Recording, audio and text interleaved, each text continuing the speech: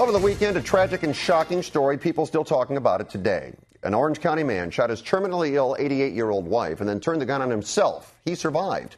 It happened in Laguna Woods, where Phyllis Fish was under hospice care and recently learned she had cancer. Her 90-year-old husband, James, decided to end her suffering.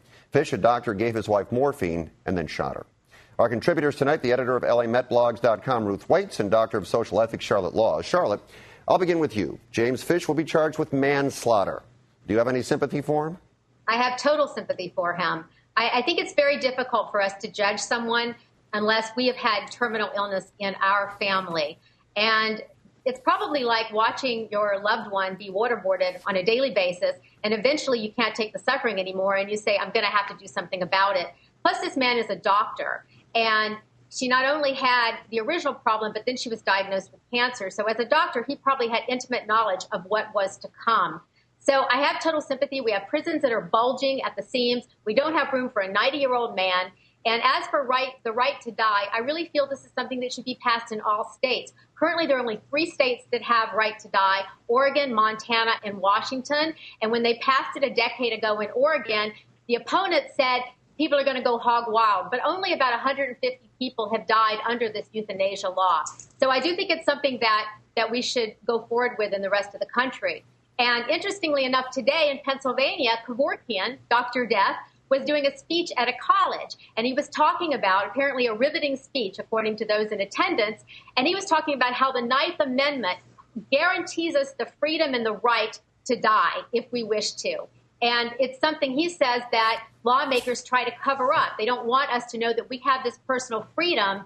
So that's what he says it comes from as far as our constitutional right to die and for euthanasia. I keep hearing about how law enforcement, there's no budget for law enforcement, but we can still find time and money to prosecute this poor old man who's 90 years old and just trying to do his wife one last simple act of grace and courtesy and kindness. I mean, it's disgusting that they would bring charges against him at all, let alone press them. All right, let's move on.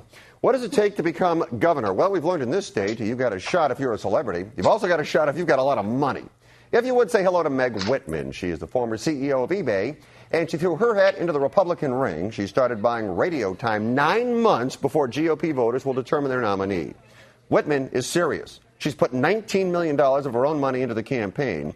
And as for her platform, she said she'll cut $15 billion in state spending and would lay off 40,000 state employees to eliminate redundant government agencies. Insurance Commissioner Steve Poizner is going to run as well. He's also got a lot of money. He says her plan won't work. On the Democratic side, San Francisco Mayor Gavin Newsom is running. Ruth, of the 3 names, who would be the best to lead the state, or what kind of person is needed to run the state? Well, I just love that lately it's become this whole on-the-job training. Come to California, be governor if you've got enough money. It's not about money, and it's not about, I think I can run a business, because clearly it's been shown that has nothing to do with anything. That politics is not a business like any other business. Well, then if that's the case, if that's the case, then who's qualified? Nobody's qualified. It's a terrible job. She should have lunch with Arnold Schwarzenegger and Jesse Ventura and maybe throw in Kinky Friedman just to see what she's getting into. It's not about throwing money at this problem. Also, they're saying, she's got all this experience. eBay at its top only had 15,000 employees. There's absolutely no analogy for her that she's not qualified for this job at all. Charlotte, what do you think? Well, I think it's a very difficult job being governor, and that's something that Schwarzenegger found out when he got there. And talk is cheap. It's very easy to say we're going to reduce waste, we're going to fire 40,000 employees. But even Schwarzenegger said a couple of years ago that if you do fire the employees, you're going to have problems with public safety. I personally support Jerry Brown for this position. And by the way, he has not announced it. Let me just say, he has not announced yet, but you support him. Go ahead. But he will announce. Take my word for it. He will announce and he'll win. And, to me, I'm actually an independent, and he really is an independent. I know that he seems like a Democrat, and when he's running for, a race, when he's campaigning, he is a Democrat. However, he was a decline to state. He got out of the Democratic Party years ago when he was not running for office. He is like an Energizer bunny. He's got more energy than the power grid of California. I've been with him going from stop to stop, and he's like, it's amazing. He may be 70 years old, but he's a tireless campaigner. And I think that he has enough experience to understand what he's getting into. He's been a mayor who's been attorney general, and I think he could handle the job. Well, you talk about experience, and you might say, we need some new blood. My God, this guy's a career politician. That's all he's done. When dictators, tyrants, and leaders of the free world are in this country, should you pay for their security? World leaders will be in New York for the annual meeting of the UN General Assembly, and the cost to protect them is more than 20 million taxpayer dollars. Supporters say, well, that's the price of doing business with the UN based in New York. Critics would argue they're paying to make sure the leaders of Iran and Libya are safe. Charlotte, does it bother you that you are paying to protect people like that? It does not bother me because I feel that, first of all, I think we have to. We had an option to have this meeting. We didn't have to have the meeting. And if we hadn't had the meeting, we wouldn't have to be paying for it. We also want safety for our leaders when they go abroad. We don't want their lives to be at risk. So we want them to be secure. And if we don't secure their lives here, we can have problems elsewhere. Sure. And then also it would be turned into a world incident. But what's really funny about this whole story is the Gaddafi thing, because apparently no hotel wanted to put him up.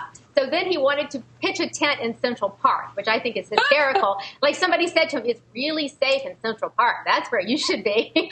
And then they wouldn't let him go there. So he's going to the Libyan mission. And a couple of days ago, there was a New Yorker walking his dog, a dog named Maggie, and she peed on the red carpet that they had laid out for Gaddafi, which I think is really funny. It's like the sentiment of America. Go Maggie. There it is. So they had to cut off the section that was peed on.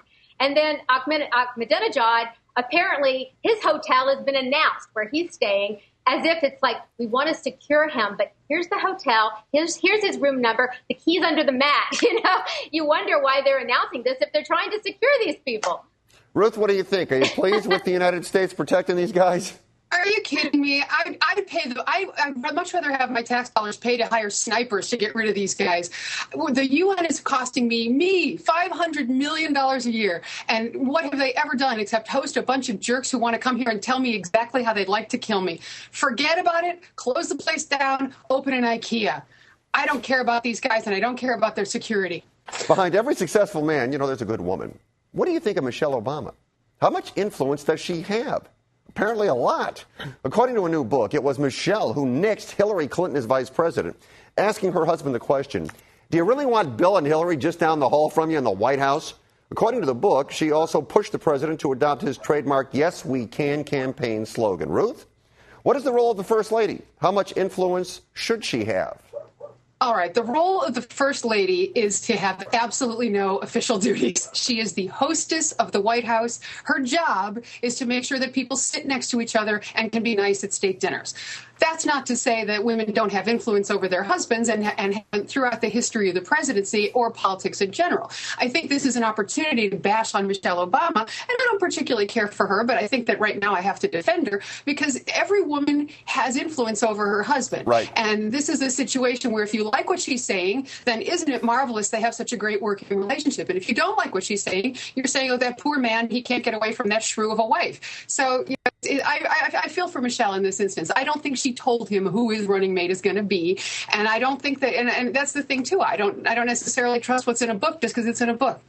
Well, over the years, and Charlotte, I know you'll agree, Nancy Reagan had a great deal of influence. Hillary Clinton, I was going to bring her up. In her own way, had a great deal of influence. So they are influential. The question is, how much influence should they have?